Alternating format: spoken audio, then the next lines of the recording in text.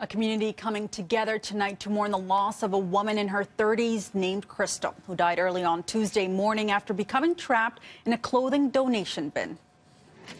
Flowers, candles, and warm sentiments being left behind a building near Bloor and Dovercourt where Crystal was pronounced dead. Dozens gathered this evening to honor Crystal's life during a vigil. She was described by those who knew her as a warm and caring person. It is a tragedy that should not have happened.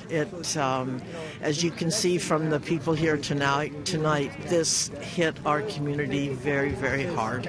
She was an amazing person. She had a lot of life. She was very caring. She was somebody who had a huge heart, who had been through a lot, but still had a huge heart and still cared about everybody that she met and always tried to do good. And always tried to make everybody happy. She just had a lot of love in her. Crystal was found just before 2 a.m. on Tuesday morning. Her cause of death has not been released, but investigators tell City News that she suffered a medical episode. The clothing donation bin that firefighters had to cut open with a saw to rescue Crystal has since been removed. The manufacturers of that specific bin have ceased production of it as they modify existing containers to make them safer. Crystal's death has prompted a larger conversation on how we accept clothing donations in Toronto, with the mayor weighing in earlier this week.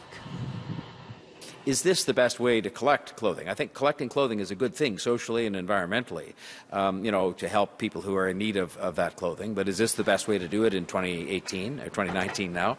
Secondly, there's always been some discussion about the locations of these boxes because they become somewhat controversial because people oftentimes leave stuff around them and it becomes an eyesore.